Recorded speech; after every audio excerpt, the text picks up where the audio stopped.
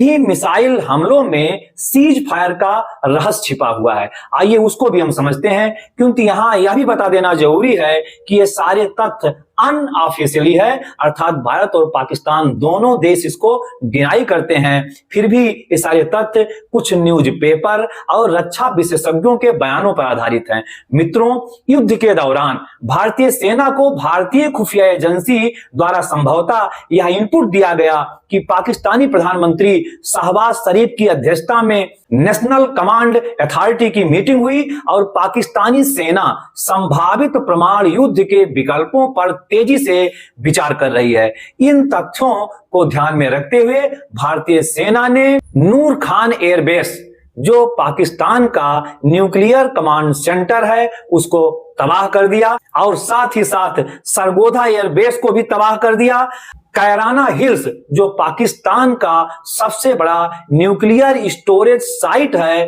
को major hit करते हुए उसके एग्जिट पॉइंट को ब्लॉक कर दिया। इस प्रकार भारतीय सेना ने किसी भी तरह के पाकिस्तानी परमाणु हमले की संभावना को ही समाप्त कर दिया। मित्रों, ऑस्ट्रेलिया के रक्षा विशेषज्ञ और कुछ अन्य विशेषज्ञों का मानना है कि कैराना हिल्स न्यूक्लियर साइट में कुछ बड़ा नुकसान हुआ है। संभवतः वहां न्यूक्लियर रेडिएशन हो रहा है, क्योंकि अमेरिका से रेडिएशन जांचने वाला विमान B-350 का पाकिस्तान आना, मिस्र से बड़ी मात्रा में माल वाहक विमान से बोरोन धातु का आना, बोरोन धातु रेडिएशन को कम करता है, और उसी समय कैराना हिल्स में भूकंप आना और वहां के नागरिकों को बड़ी संख्या में हटाया जाना आदि सभी यह संकेत करते हैं कि पाकिस्तान में भारतीय सेना ने कुछ बहुत बड़ा कर दिया है। मित्रों, कैराना हिल्स के रेडिएशन की खुफिया रिपोर्ट अमेरिकी राष्ट्रपति डोनाल्ड ट्रंप के पास पहुंचते ही अमेरिका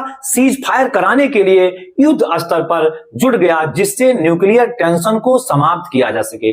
मित्रों, हॉटलाइन पर ट्रंप और ट्रंप के उपराष्ट्रपति जेडी वेंस, अमेरिका के रक्षा मंत्री और एनएसए मार्क रूबियो, पाकिस्तान प्रधानमंत्री शहबाज शरीफ, सेना अध्यक्ष असीम मुनीर, एनएसए